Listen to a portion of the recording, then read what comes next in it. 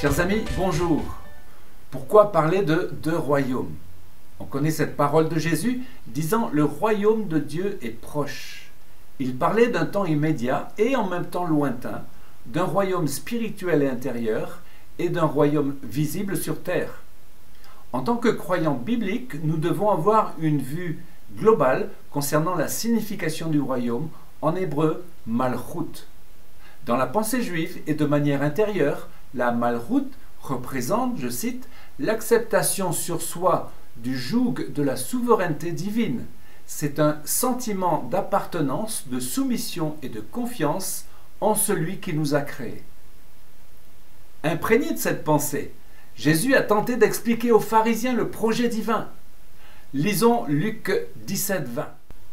Un jour, les pharisiens lui demandèrent quand arriverait le royaume de Dieu. Jésus leur répondit: Le royaume de Dieu ne viendra pas de façon visible. On ne dira pas « Venez, il est ici » ou « Il est là », car notez-le bien, le royaume de Dieu est parmi vous. Le royaume des évangiles ne se remarque pas, il n'est pas visible. Ce royaume est, selon le mot grec entos, au milieu de nous, en nous. Un royaume éternel. Au sens large, le royaume de Dieu est le règne du Dieu éternel et souverain de l'univers. Lisons pour cela Psaume 103, verset 19. L'Éternel a établi son trône dans le ciel, et son règne domine tout l'univers. Bénissez l'Éternel, vous ses anges, qui êtes puissants et forts, et qui exécutez ses ordres en obéissant à sa parole. Bénissez l'Éternel, toutes ses armées, vous qui êtes ses serviteurs, et qui faites sa volonté. Bénissez l'Éternel, vous, toutes ses créatures, dans tous les lieux où il domine. Bénis l'Éternel, mon âme. Ce psaume est puissant. La royauté divine s'exerce sur l'univers, mais également au niveau de notre âme. David était un roi soumis à l'Éternel, et son conseil « Bénis l'Éternel, mon âme » doit être la prière de tout croyant. Bénir Dieu est plus qu'une exhortation. Nous devons ordonner à notre âme, à nos sentiments, de louer Dieu. L'Esprit fera le reste. Notre cœur n'est pas toujours enclin à louer Dieu, mais c'est en levant les mains que l'esprit de louange vient en nous. Les autorités terrestres sont établies par Dieu.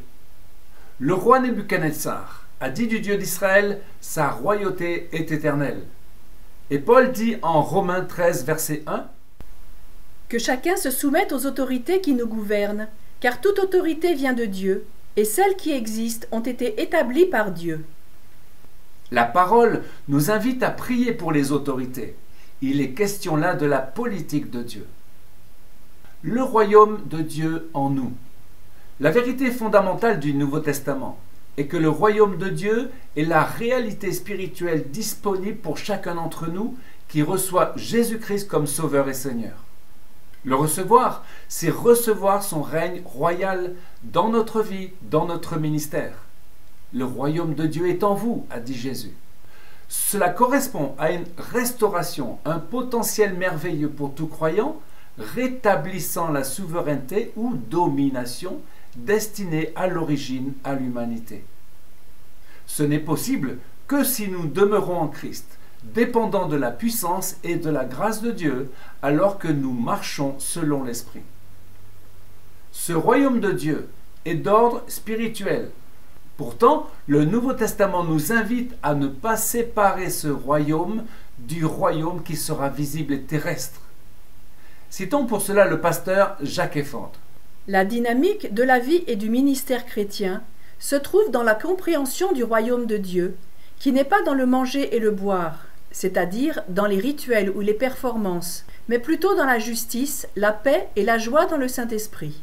Le royaume de Dieu est l'essence du message et de la vie de l'Église.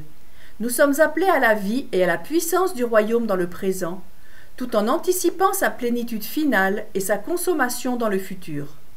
Ainsi, nous devons garder à l'esprit ce royaume qui vient et l'anticiper dans la foi. Parlons à présent de David et Salomon. La succession des deux rois, David et Salomon, nous permet de comprendre le sens des deux royaumes. La royauté davidique correspond au temps de l'Église, tandis que celle de Salomon incarne le royaume millénaire. Pour un règne terrestre où la paix et la justice régneront sans partage, sous la houlette du souverain roi, le Messie ou Mashiach. David, le berger devenu roi, évoque Jésus qui est lui-même le bon berger.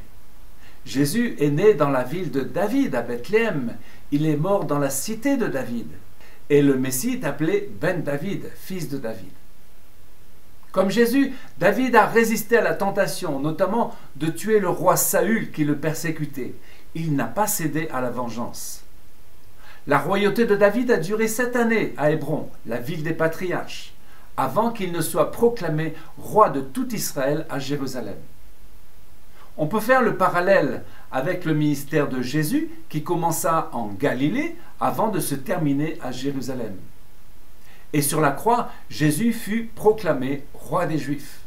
David est l'homme selon le cœur de Dieu, ce que l'Évangile nous demande d'être, car nous devons nous aligner sur les pensées de Dieu. Puis nous voyons que Satan tenta David. Le châtiment de Dieu tomba sur lui, mais ce fut l'occasion pour David d'opérer le sacrifice sur le mont du Temple. Il l'acheta des mains du roi jébuséen Ornan, ou Aravna, je crierai de joie. Quel parallèle merveilleux avec l'œuvre de la croix qui a permis que le temple du Saint-Esprit habite en nous. Enfin, à la fin de sa vie, David reçut de Dieu les plans du temple qui seraient construits par son fils Salomon.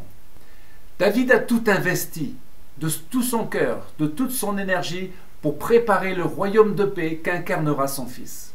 En effet, sous la royauté de Salomon, la paix et la justice ont régné, et le territoire d'Israël s'est considérablement étendu. En tant que chrétien, il est important de viser cette ligne d'horizon du royaume millénaire, d'une justice et d'une paix parfaite, et comme David, de préparer le chemin du roi. Lisons 1 Corinthiens 15, 20.